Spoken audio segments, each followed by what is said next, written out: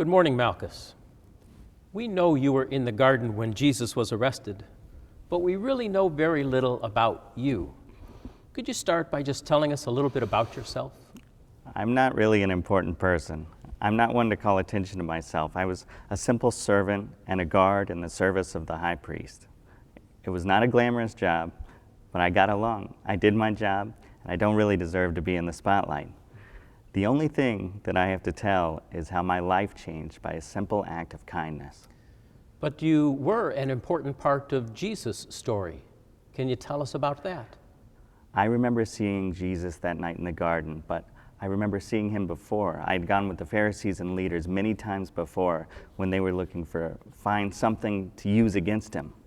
How did you feel about that, about the way they approached Jesus? I didn't mind at first. It was easy to go along with them to find Jesus. In a way, it was better than standing around in the council or slaving for the high priest at his house.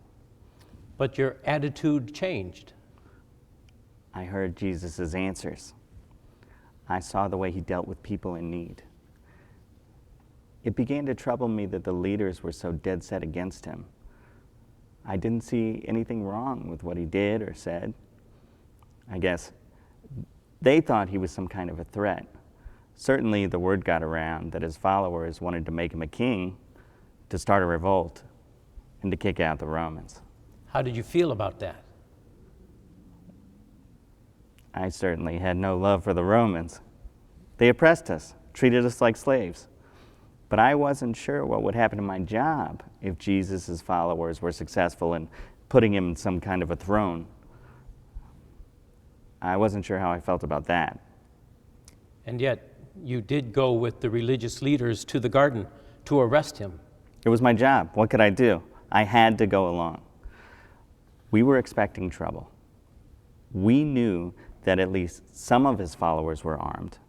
They were feeling threatened, and we were pretty sure that they would resist. Were you afraid? Afraid? No. I was trained as a guard by the military. I know how to protect myself. I knew how to strike with a sword if it came to that. I lived in that kind of a world. In my world, you stood up for yourself. You struck back if you were assaulted, and you struck first if you had the chance. I lived in a world where it was every man for himself. I knew Jesus. I heard him speak, but I thought when it came down to it, he and his followers would fight, and I was ready. And yet, something happened that night that changed me. As I expected, one of Jesus' followers, I heard later it was Peter, lashed out with a sword and cut off my ear. And I was ready to strike back because that's what I knew. That's how I lived. And yet you stopped. Jesus held up his hand, and I thought he might call on the rest of his followers to strike, but his voice was quiet, gentle almost. I couldn't move. Jesus reached out his hand toward me. I thought he was going to grab me or hit me. Surely I would have if I was in his place. But with great care, he simply touched my ear, and instantly it was healed. And that touch changed you. He touched my ear, but in a more important way, he touched my spirit. Here was one that had the power to strike back, to respond the way that I was trained to respond, and yet he chose to heal, to care, and to love, if you will. Suddenly, I saw my life in a different way. It was like a light went on in my spirit. I saw someone live in a way that I couldn't understand. Tell us about that light. In an instant, I saw my whole life. I saw every time I took advantage of another, struck another, hurt another person.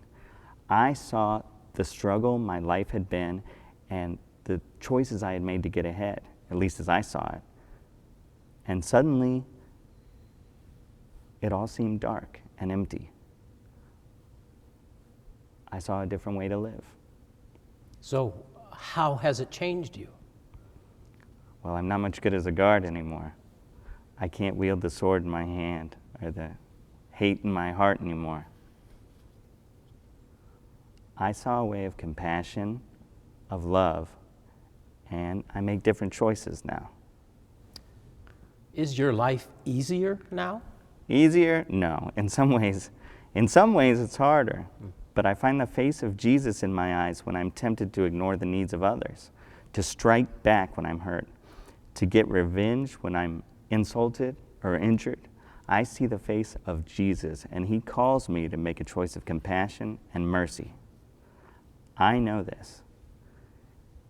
In Jesus, I am forgiven that dark past and called to a new life. I know that Jesus went to the cross for me. He healed me by his death and resurrection, but he not only healed my ear, he healed my heart. So, what message would you leave with us today? I'm nobody important. I don't have a great speech to give you today, but I know this. When we are tempted to live by the ways of the world, when we're tempted to live in the darkness, we can make a choice to follow the light. A light that comes from the truth that we are healed and whole in him. In him, we can dare to live in love, and that's the most important message. Thank you for sharing your story with us, Malchus.